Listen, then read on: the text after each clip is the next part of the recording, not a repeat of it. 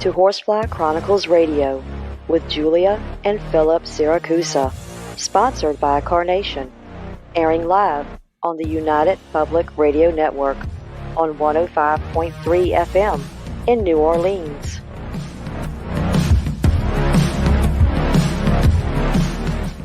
This show's entrance has been edited, produced, and directed by Gwen Clapper from Perfect Trust Productions, LLC. You can find us at perfecttrustproductions.com.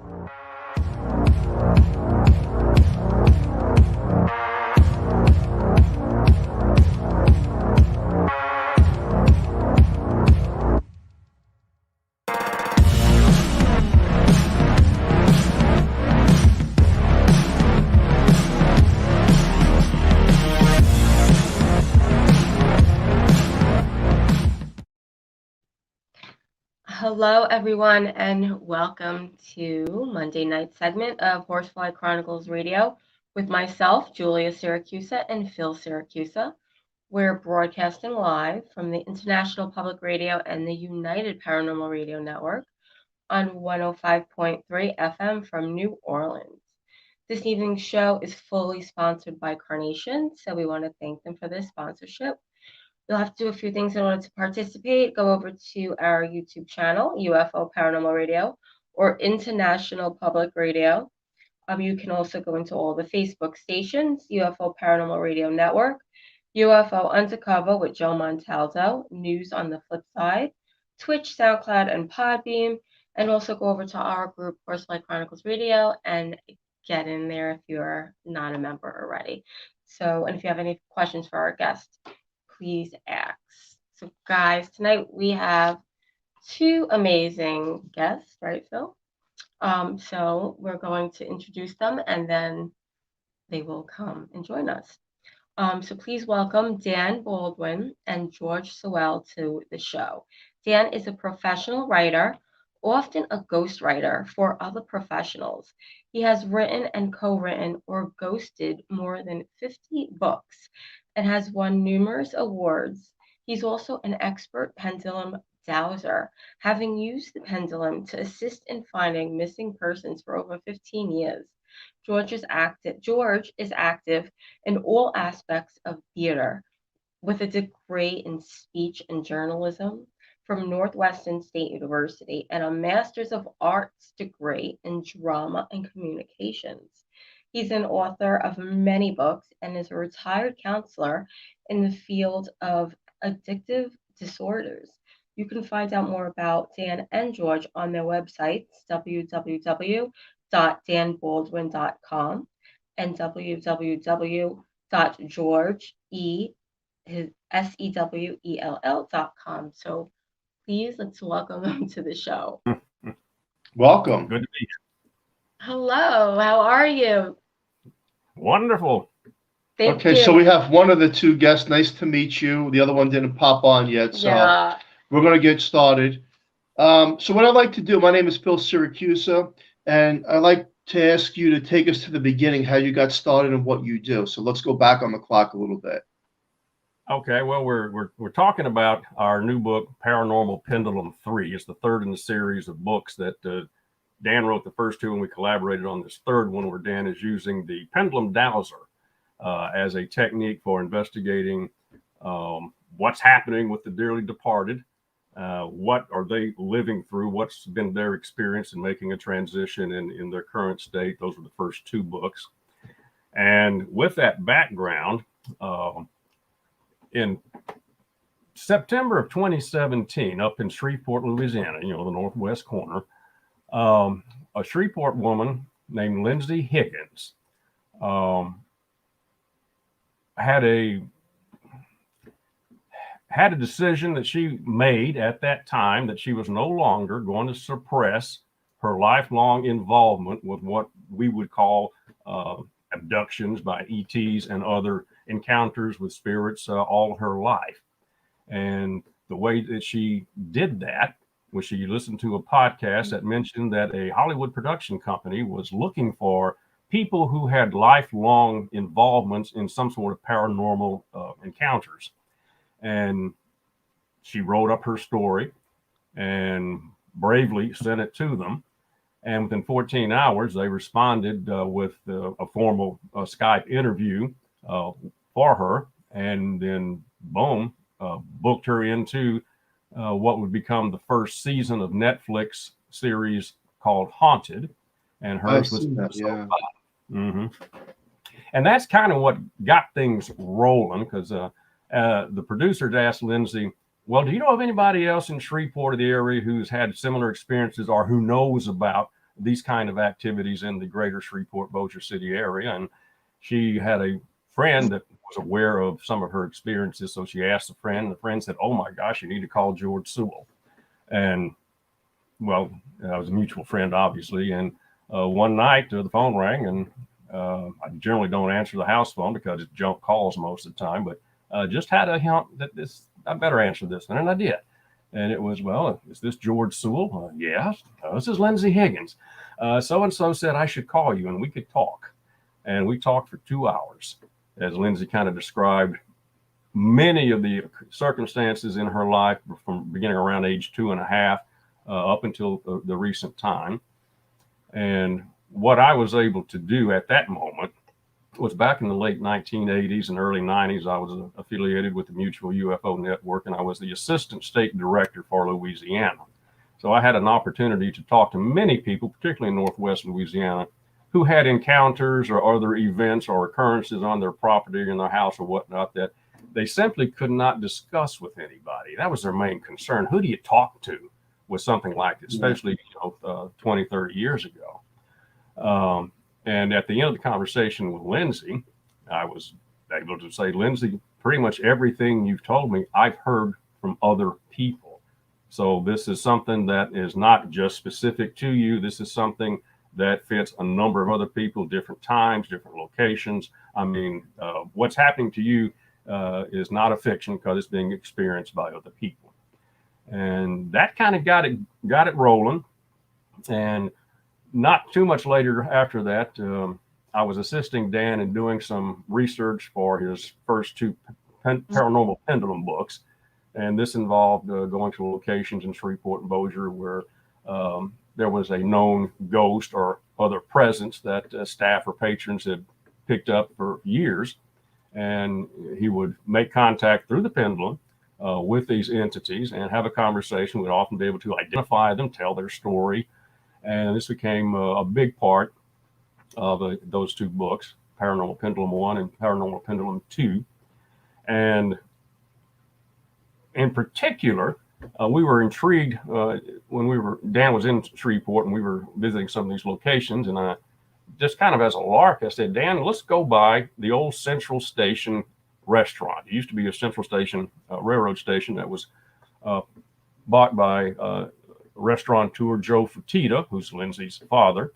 And back in the late 1970s, it was a really nice restaurant in downtown Shreveport. You had the restaurant downstairs in this former railroad station. Upstairs was a family residence area.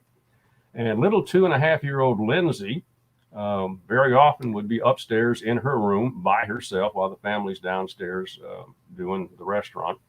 And there was one afternoon where Lindsay was just particularly bored and she wanted to go outside and play. So people outside the Central Station restaurant's got a very large balcony over the first and second floors. And they noticed a little young Lindsay out there playing on the balcony. And of course, they notified the family. They rushed upstairs, brought Lindsay back inside. They closed the very large, heavy, double-hung window that had somehow been opened to allow Lindsay to go outside and play. And of course, they asked, well, Lindsay, how'd that window get open? Oh, well, my friend Morlock opened it for me. And then she started describing her invisible friend, Morlock. And she described him as kind of having gray hair and kind of tall and thin. And she knew her father smoked cigarettes, but she was unfamiliar with a cigar. So she said, well, he smokes, but it's a big brown thing. It's not like your cigarettes. So, and that kind of clicked with Joe because very often they would pick up the aroma of cigar smoke in various parts of the building.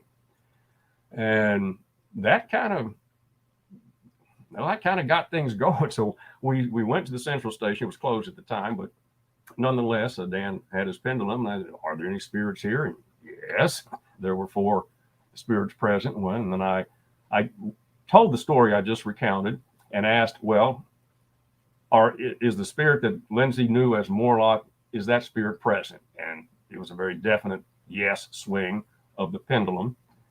And okay, by chance, is your grave or your memorial in the Oakland Cemetery, which is nearby? It's the oldest cemetery in Shreveport, because Dan and I were going to go there for some sessions that afternoon.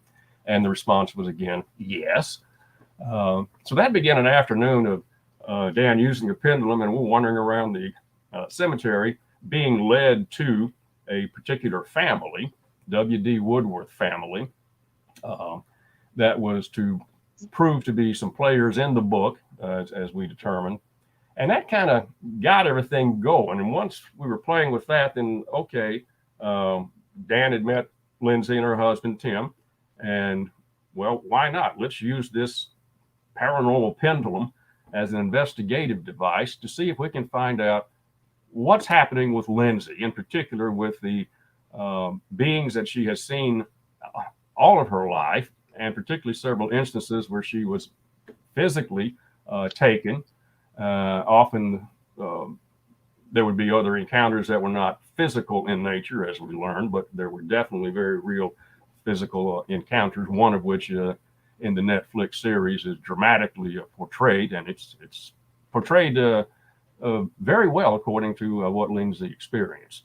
So that's kind of how we got started. We spent the next 2 years tracking down what's happening with Lindsay Higgins. It's very, wow. It's very, very interesting. And, I know that Phil can relate to that episode. Yeah, I was watching the episode earlier this evening.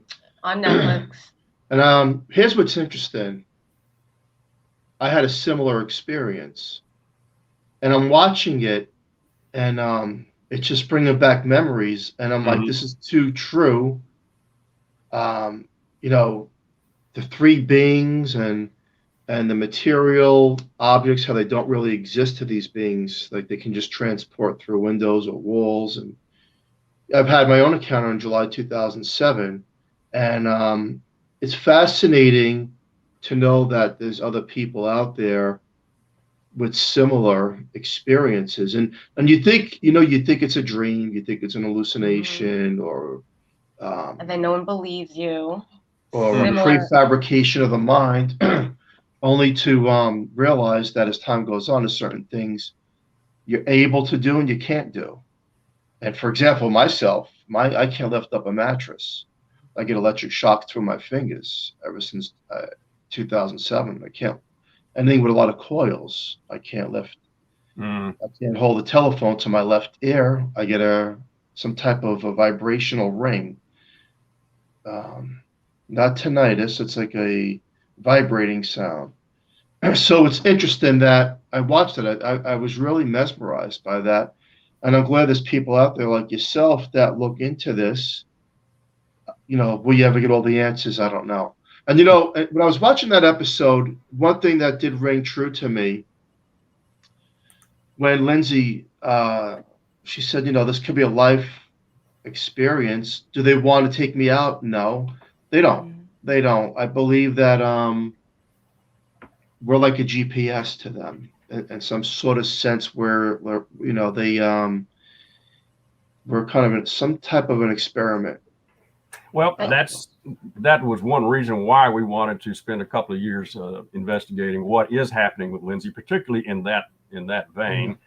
And what we discovered was, we weren't expecting anything. We were just going to follow the information, and hopefully Dan will show up and we can go into some of his techniques with the pendulum. But we also had a couple of evidential mediums who were working with us, and they had some marvelous perceptions and information that really supported a lot of what we were finding with the pendulum. But in Lindsay's case, what we discovered, what we were left with, was 6,000 years ago, in a different plane It's not the plane where the dearly departed generally are for the reincarnated purposes. It's the plane above that. Lindsay and an entity that we would call ET, although it's much more than an ET. Lindsay agreed to participate in a longitudinal, I hate to say the word experiment, but I would say process to further enhance Homo sapiens with benefits for other species. And part of the reason Lindsay was asked to do this was, being a human being, she reincarnates, and that seemed to be something that would be important in this process, whatever it would ultimately be. We got hints that it's leading something up to having human beings have a more normal lifespan of, say, 150 years, and to greatly enhance the sixth sense. What? That was once had, but has faded. I got the link. I'm in. Okay. Yeah. I think Dan, can you hear us? Hello? Dan, can you hear us? Can you hear us? I can hear you. I can see you. Can you guys see me? Yeah, No, we can't see you. We can't see you, but we can hear you. So that. If you could just point the camera to you, maybe it's up in the air or something like that. Let's hold it. There we go. There you go. Now we can see you. Hi. Okay. Hit the little button there and we're okay. All right, good. We're good. Hey, gentlemen, I like the hats. Love them. Now I want one, so who's going to send me one? I like Out the here hats. in Arizona, this isn't fashion, it's survival gear. Oh, I like that. Yes. Well, thank you for joining I need us. survival gear. Yeah, you in the do. Northeast. Glad to finally be here. Yeah, good to have you. So, now that you're on the pendulum, right? Talk about it. Let's talk about that. Okay, do you have a specific question or? Yeah, well, what makes you think that it works? Well, 25 years of experience of working it. To give you the brief overlook, the pendulum is basically a weight on a string, and you ask a question. Right. A swing to the right will be a yes. A swing to the left will be a no. And what is going on is while your conscious mind is observing the weight on the string, your subconscious mind is freed up. Your subconscious mind, therefore, can connect with your higher self. In the case of what George and I are doing, we can connect with extraterrestrials. We can connect with spirits. You can connect with what some people call the Akashic records. It's just a way to contact and find information that is out there and that is available, and it's a way to tap into that. No, it's interesting because I used one years ago, and they do work if you concentrate and you don't move and you really have to focus. I guess the question I have for you is, you say you speak to aliens and spirits and all that. Well, here's my question. Hypothetically, how do you know, and who are you speaking to? So how do you know it's an alien versus a spirit or a demon or an angel? Yeah, we're always tossed with that. How do you separate the difference? Well, yeah, you ask. Yeah, how do you know you're talking to Dan? How do you know you're talking to George? You ask, and you get the response from the pendulum. And asking different sessions with different people holding a pendulum.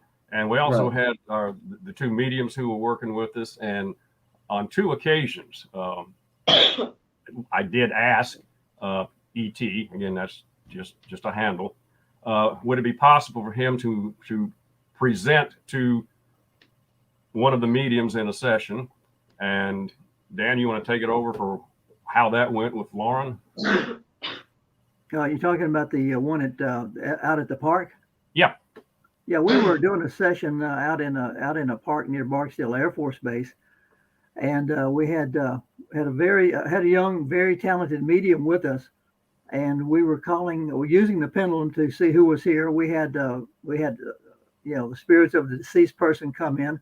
We also had something. It's very hard to describe it. It was an entity of a very highly evolved, from a very highly evolved spiritual nature, and there were 4 or 5 of us sitting around in a semicircle, and we felt, Lauren, the medium, and I felt like the entity was pretty much directly in front of us, and both of us felt a strong feeling of what Lauren called mother love. it was palpable. It was undeniable feeling of love. There was somebody there expressing just this powerful love. You could feel it in the recording of it. You hear my voice going. You know, I'm tearing up here. So in addition to the yes and no movements of the pendulums, you also have physical manifestations that let you know something is going on.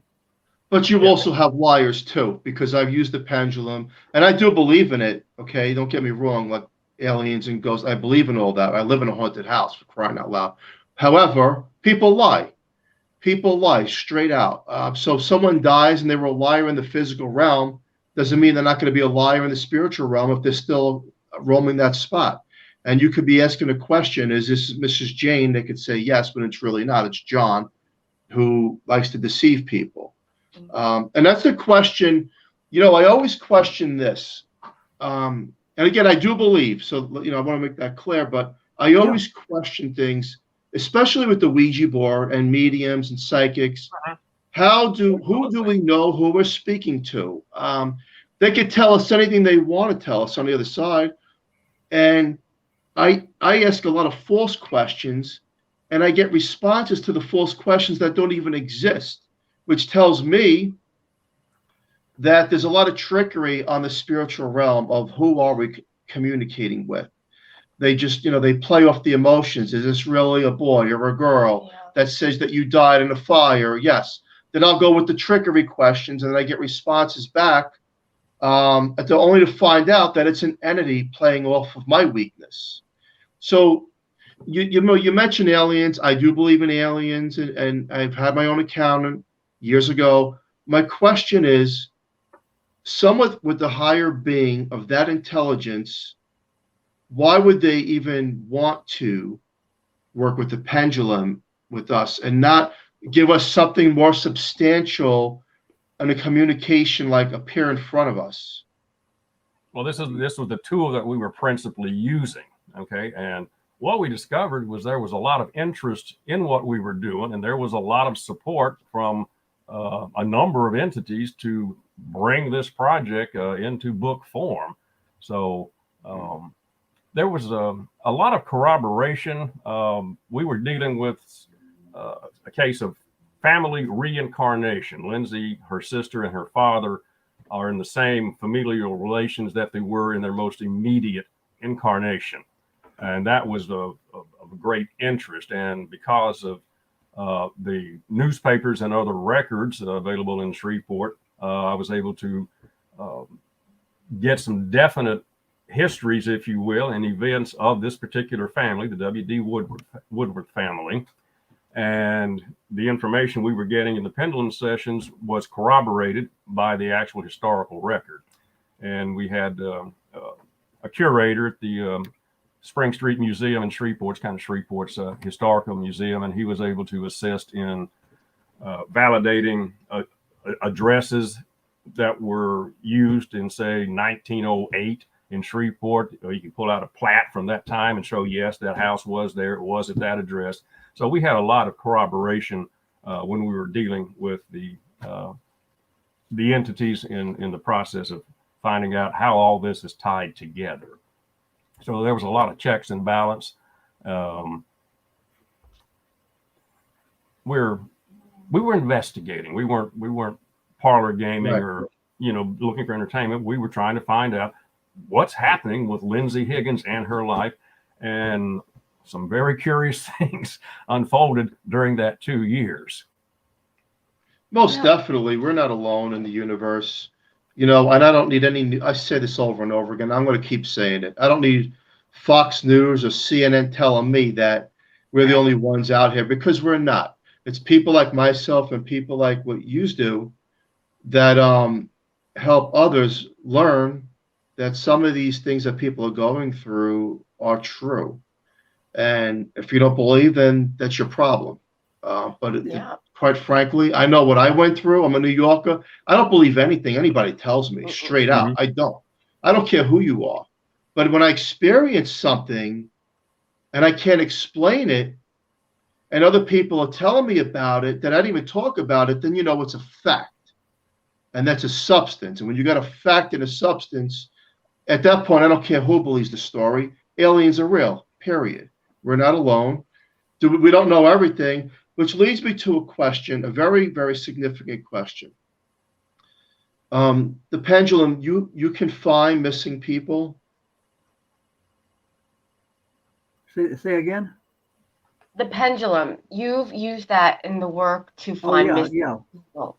Yeah, I have in the past, and occasionally still do use the pendulum in search and rescue or search and recovery. Have you ever tried to find Natalie Holloway? Have not worked that case. Okay. Give me an example, Dan, of using your pendulum in your map. I think that'll give a better understanding exactly how the tool is working for you. No, have you been successful in using the pendulum in your cases? If the question is about how to use the pendulum in looking for missing persons, one method is to use a map, and you basically go, you pick a point. Is this person north, south, east, or west of that point? And then you pick another point, north, south, east, west of that point. Basically, you create a box of directions, highways perhaps, and slowly you shrink that box down to a small area, so that the idea is to get to a point where a search party could reasonably search an area in a day or so and find the body. And using the pendulum and using topological maps, or especially Google Earth, you can get the location area down to the size of a football field, so that don't get me wrong, you're not right 100% of the time. No psychic is right 100% of the time. But in the case of dowsing, the way I do it, if I'm off, right away I'm off. If I'm right, you're right in the location. Okay. You're in the location. Yeah. Got it. Hey, listen, it's great that you're doing that. I mean, every little bit, so finding missing people, missing, if it's a missing kid, and helping others acknowledge things that they don't understand. I think that's great what both of you are doing. And again, that show I watched, for the listener out there, it's on Netflix. It's called The Haunted. Yes, the show The Haunted. The Haunted. You have to watch it. Which episode was that? Season 1, episode 5. Season 1, episode 5. To the listener out there, you definitely want to check it out. It caught my interest. I found it fascinating. I like the questions. I like the responses. And you're not alone out there. To everyone that's listening to the show, if you've had an encounter, or someone who's had an encounter, and they're being sincere about it, respectfully listen to them. Okay, have an open mind. And the work that these two gentlemen are doing and the books that they have out, it's amazing. Right? They're doing a great job. Yeah. Thank you for helping. Yeah, something you guys said earlier, we're kind of on the same wavelength. George and I are not missionaries. Yeah. We're not out to try to convince people that, there are spirits out there, there are ETs out there. We're doing the research. We're putting the evidence out there. It's in a book. You can check it out and make up your own mind.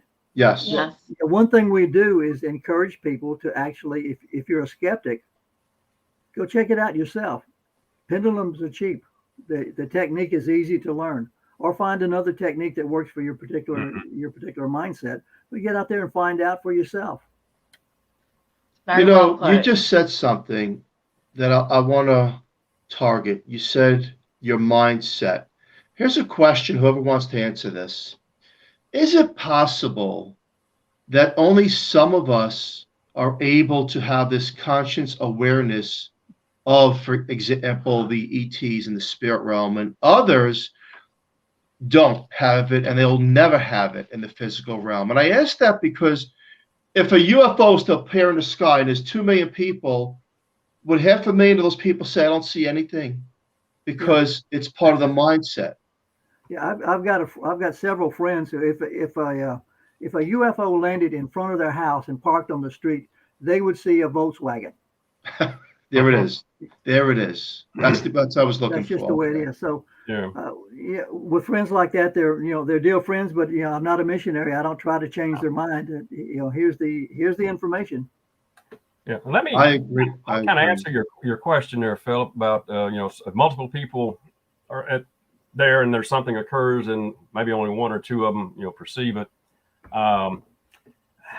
Towards it was around the middle, I guess, of the investigation time. I was reviewing everything that we were learning and getting curious. Well, is this really genuine? I mean, are in fact we getting straight information from ET? Are we getting the factual information, the accurate information regarding these visitations with Lindsay? So I was, as always, questioning and double checking what we were discovering. And well, let me just describe what occurred one morning, December 28th, 2020, as a matter of fact. Got up bright and early, 7 a.m. This is just before dawn. And my usual practice is go into the front room and open up the blinds, let the sunlight in when it rises. And I looked out through the window, and hovering above my neighbor's house was about a 20-foot diameter orange-yellow sphere. And of course, that got my attention. So I started examining this, and that's when I noticed that the sphere did not have a hard edge to it. It was kind of like a painter might feather something. It had little shimmers. It had some energy to it. And below it was the street light. It has light pollution bulb in it. It has a similar orange-yellow color. Back in the distance, you could see a few rays of pre-dawn. So I really examined this thing. But then it got really curious when, okay, what would be the next logical thing for me to do? Well, hell, step out the front door and look at it directly, grab the phone, see if I can get a photograph of it. But what I did was go feed the cats. And when I was walking back through the living room, that's when I looked out the window and noticed that it was gone. And then that's when it clicked what had occurred. This was a very specific moment for me to, one, say, yes, this is all genuine. It is actual. And are you familiar with the term alien apathy? Y'all bumped into that? No.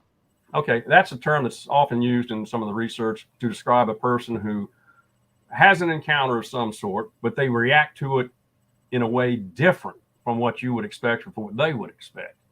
And that's what they gave me a little taste of.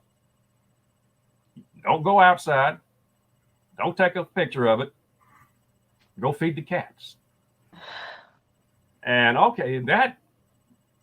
so now I understand how very gentle and how very subtle these communications can be. So that was, whoa, okay, now I understand this. We're dealing with something that's very subtle, it's very gentle, but it can be very focused. That evening and meditating on the thing, because it was just still kind of, whoa, there's no denying. I mean, the fact is it's at 7 a.m., that rules out just about any other variables as to what's happening. But I got the phrase that the event was a diplomatic reveal. And the more I thought about that particular phrase, that really summed it up. It was an act of diplomacy, but it was also a revelation that underscored the validity of what we were doing in the research. And it also, now I fully understand why way back in those early years when I was talking to so many people, they often described the encounter or the event as being very personal. And okay, I can see that. And now I understand why these encounters may very well be specific to a particular person or few people. And if it's not specific to them, if there are other people there, they're not going to participate. So I can state that as an actual occurrence for, That's true. I agree with that. That's 1,000% true. That is 1,000% true. Hey, let's go back in the day when we heard the story, Our Lady of Fatima, when the children seen her, the appearance in the sky, way back, we'll go back to. Oh God, way back. And some people say they didn't see. Some people said they seen. Yeah. Some people say that she was bringing the sun towards the earth. and this goes back, and it goes back, and it makes me think that some people are meant to have the ability and the mindset to see these things for what they are and help and teach others around the world. And other people in this lifetime and this journey they don't have that ability, and they're not meant to. So, and it goes back to the ghost and whether people believe or they don't. Some people are meant to understand, see, believe, when others, I believe, are just they're so closed in all four corners that they're not going to, and it's okay. Just don't criticize the person that did have the experience, because that's unfair. And I think that's what happens here in the paranormal world. Look, Julie and I live in a haunted house, and we took a lot of heat for years. Oh, it's fake, it's this, it's that. And I said, you know what? I told the world this. I said, you know what? I don't want you to believe a word I tell you. What me and Julie did was we had people from around the globe come to our home, and paranormal investigators, atheists, psychics, mediums, priests, Wiccan, shaman. We've had it all come to our home, and we shut our mouths and said, okay, now tell the world what's in my house. Does it exist, or it doesn't exist? And that's how the Horsefly Chronicles house became a well-known name, but it does exist. Can we explain everything behind the walls? We cannot. Nobody can.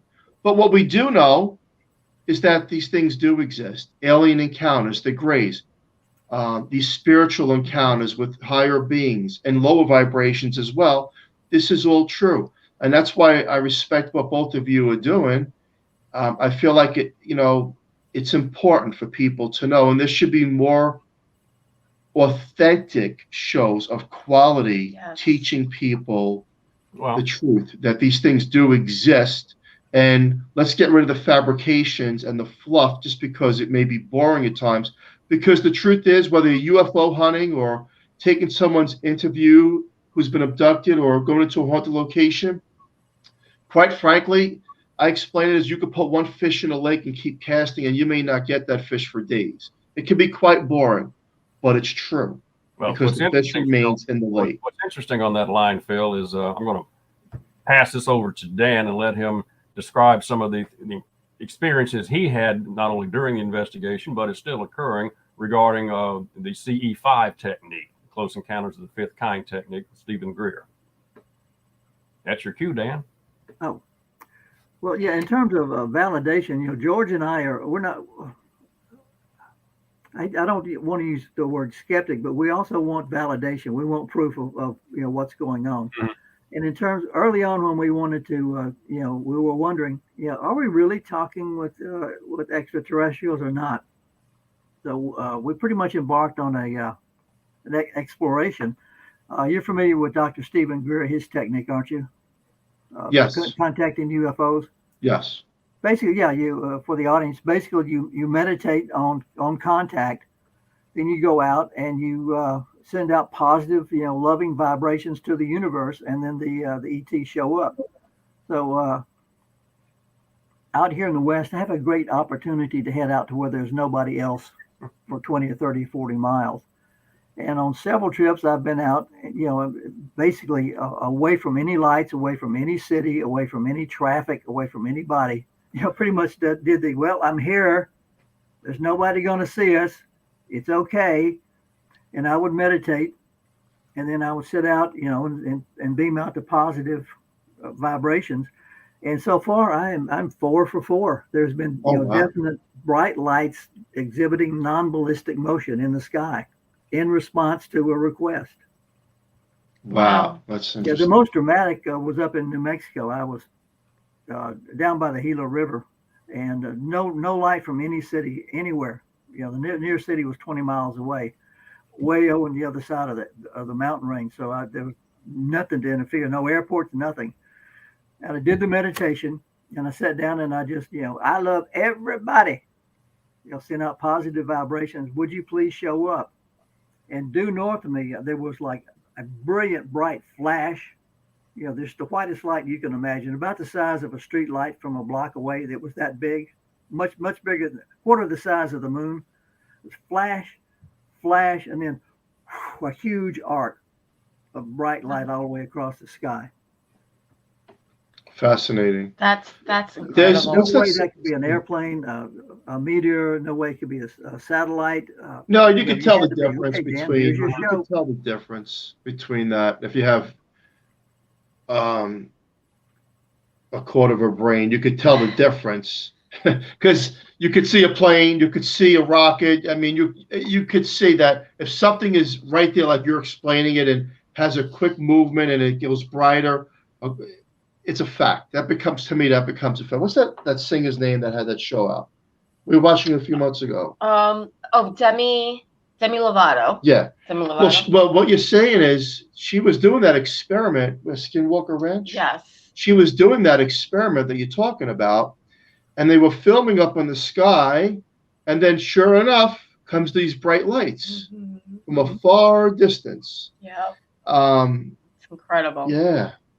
I tried the same technique on another trip. Months later, I was up in Utah. Again, I was looking over the Navajo reservation. There's no lights, no roads, no town, not even any farms out where I was looking, where I was camping. And I did the same thing. I meditated long and pleasantly. I sent out the request. Nothing happened. Went to sleep on my cot. About 3:00 in the morning, boing, wide awake, sit up. About over the reservation was a bright yellow light about the size of the moon. The moon had set hours earlier, but it was just a big, huge glowing globe the size of the moon hanging up over the reservation. And I watched it for probably about a minute, and then it was just gone. Wow. That's But then again, there was meditation, there was a request, there was positive feelings, and there was a response. Mm-hmm. Yeah, that's important. And that's similar to paranormal investigating. It's the intent of the person. Exactly. If you go into a haunted location acting like a moron, you're not going to get anything. If you go in with an intent to understand, believe, and open yourself up to what the possibilities are, you're going to be more receptive to getting a quality response versus, trickery of the mind, for example. So it's intent, it's belief, it's positivity, it's opening yourself up and your awareness. If you're closed-minded. We've never had a negative experience. Mm-mm. And I think that's because we go in expecting a positive experience. Yeah. Well, exactly. Let's talk about this. Has anyone you ever talked to got any response from these other beings saying, for example, what we should and should not be doing here in the physical realm? Or they just let us be and free will and whatever happens, happens? Because I'm asking that question to both of you for a reason. Because I'm military. There is video footage of crafts over all nuclear warheads. Yeah. Mm-hmm. And at one point, our nuclear warheads were shut down. And I do not believe, by a stretch of imagination, that it's Japan or China or Russia that has any technology to do that. I don't believe it. I don't believe it. And if anybody who does believe it, let's rewind the clock to 1957 when the whole Roswell thing. So no one even had this technology to fly around in these discs. So then my question is, if they are aliens and they did shut down these things, these nuclear reactors, then obviously they're concerned. They're concerned about UFO expert. Well, of course they're concerned, and that's been very evident since we first got into nuclear energy. The kicker is it appears that they're not going to directly intervene. They're going to try and educate and nudge to head off some possible bad scenarios, but it does not appear that they're going to step in and save mankind. They're not. That's not their job. That does not seem to be the case. Now, speaking of the base and whatnot, another curious thing that was occurring during this 2-year time of investigation, and to some extent still occurs, is my iPhones, particularly at a park I like to walk at early in the morning, Mike Wood Park. It's in Bossier City. It's next to the end of the runway at Barksdale. And I would take a photograph and the camera would begin capturing orbs that I cannot see. And over time, it would also capture objects in the sky that are not birds and they're not conventional aircraft. I do not see them, but the camera does. Right. Started compiling a number of these, shipped them off to Dan and said, look, Dan, grab the pendulum, see what the pendulum is indicating that is occurring here with the with my iPhone cameras. And it was, after a while, it was two cameras, just to one playing with the other, just to validate, yeah, they're both picking up pretty much the same thing. So that was a part of some of the information that was being provided from other sources during this investigation, just to show how broad this subject is, how we can't even imagine the complexity or the vastness of not only Lindsay's experiences, but your experience, my experience, Dan's experience, anybody's experience. It's really a large canvas that life is played upon. This is true. Whoever wants to answer this question, let's talk about the pyramids. Mankind or other technology from somebody else? That's beyond my pay grade. Yeah. We couldn't build them now, so they're there. So there was something special whenever they were built. I have a hunch they're much older than is traditionally ascribed. Yeah, I tend to agree with George on that. Yeah. So however they were put together, or certainly the main one was put together, it was done in a way that we can't do now, and we don't know how it was done, let alone who or what. Isn't that amazing? Isn't that amazing? So many places, in the ancient world where they have done things that we cannot do. There are places in Lebanon where they're massive stone foundation stones that we cannot move to this day, but somebody back then did. The question is, how did they do it? Yeah, it's there. Now, it is interesting, Phil, that a very good friend of mine, many decades ago, was doing a little world travel and managed to stop off in Egypt and connive her way into a one-person guided tour of the Great Pyramid. And it was such that she was allowed to sit in the sarcophagus, as it's called. I don't think it is a sarcophagus, but so she got to meditate in the king's chamber, in the sarcophagus. And she describes it as a transforming event for her life. No imagery or specifics other than she left a little different person, a little better person than when she first entered. You could feel that. She could sense that energy level increase in her being. Wow. So they still got something going on. Oh, most definitely. I think that's one of the biggest questions that mankind has. And if we can't do that today, if we can't build that today, and supposedly they're perfectly aligned with stars. North, south, east, west, perfect. Perfect. Yeah, it's so you have to be up on top, way up on top, to look down to get them to the formation, and then moving the stones along, it's virtually impossible. So that tells me, from my belief and many others out there in the world, that we're not alone, and there's other technology that we just don't have it. Maybe it's a good thing we don't have it, because mankind is, today's day and age, is kind of stupid, and they might just destroy everything. So maybe these beings know, like, you can't have this technology because you only kill each other quicker than what you're supposed to do it. Yeah. For example, I think that it's fascinating, and I'm a true, firm believer that we're not alone, and maybe one day it'll come out to the public, but I don't know if it will. I don't know. I think it'll come out. I think it'll come out to just a huge number of individuals rather than the public. It's just going to be just a whole lot of people are going to know this for a reality personally. And it doesn't matter. I think that is the key. I mean, if you want to talk to the spirits, you don't have to go to somebody. You can go talk to the spirits. If you want to converse with the extraterrestrials, as George and I are doing, it's possible for the individual to go out there and do it. Okay, let me tag that real quick, Dan. In meeting with an evidential medium that I wanted to bring on board. I sat in on a monthly good grief group that she does for a small group of people in her studio.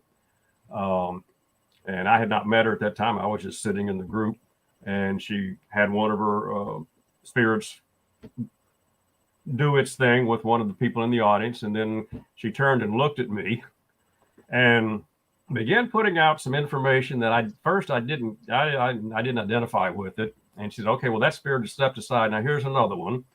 And she started presenting things that, okay, I think this is okay. And a few things came out to where a colleague of mine was also there, and he turned around and said, oh yeah, you know who that is. And it was a very good friend who had passed not too terribly long prior. And his family specifically wanted me to be at his funeral. And so I was certainly there.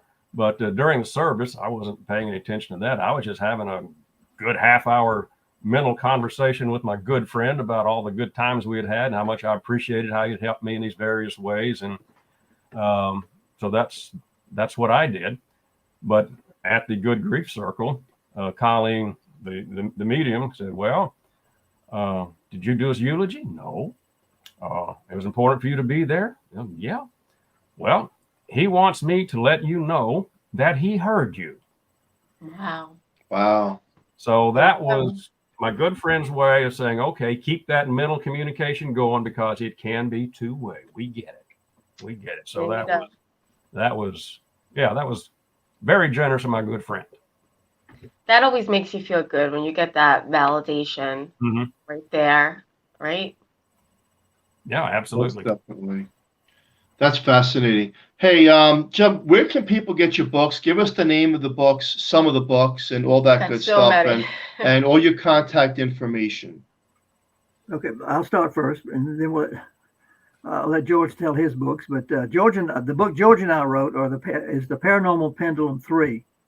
I've got the Paranormal Pendulum, the Paranormal Pendulum 2, are my books about pendulum dowsing. I've also got a how-to book on pendulum dowsing, a book on how to form it's called the Psychic Detective Guidebook. And I've got a book called They Are Not Yet Lost about psychic detecting. And those are all available on wherever you buy your books, Amazon or Smashwords, DTT, wherever, Barnes & Noble, wherever. George, you have books? Yeah, there are a couple that might be of interest. One, Paranormal Pendulum 3, that is just out. I have a novel called A Turn at the Point that involves all of these factors.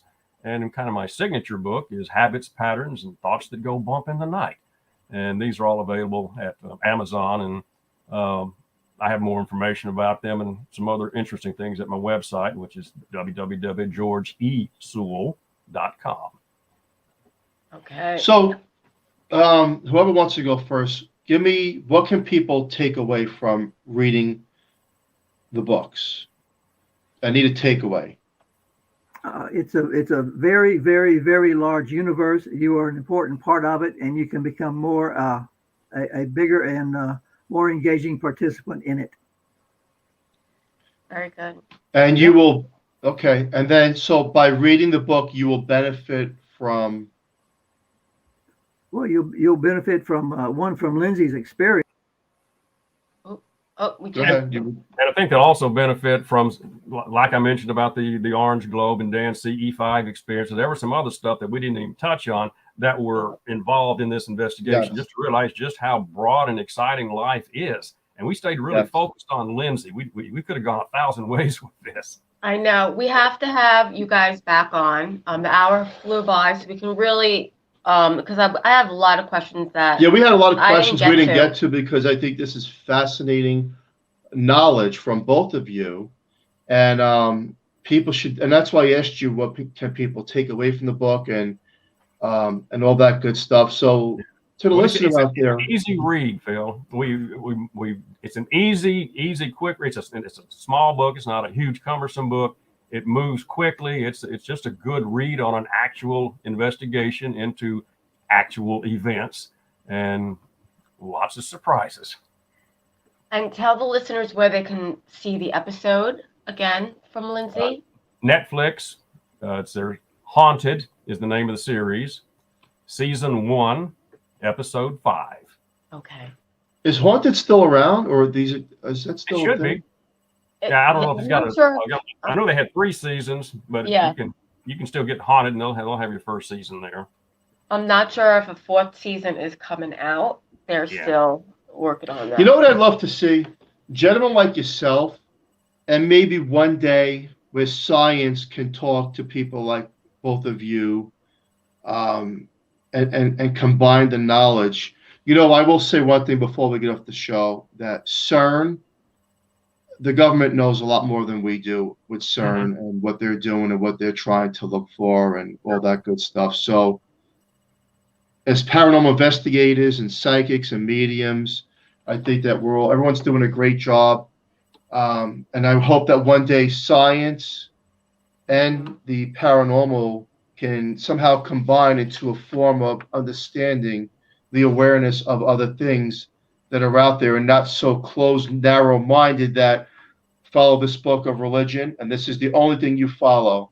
No. The truth is, there's such a broad spectrum of things in our plane and other planes that very big universe that it should be brought out more, because I believe it can help people across the globe who may think they hear and see things that don't exist, that just may exist. Gentlemen, thank you so much for coming on Horsefly Chronicles Radio. Appreciate it. We greatly appreciate it, and respect to both of you. Julie, wrap it up. All right, guys. Well, a special thank you to Carnation for sponsoring the show. We love them. And please join us next Monday night on 105.3 FM from New Orleans. And stay tuned for Trish Mel with The Missing Piece. Thank you, everyone. Have a safe, great night. Look up into the night skies and take some pictures. Thank you, we'll guys. See you soon. Have a great night. Appreciate it. Thank you so much.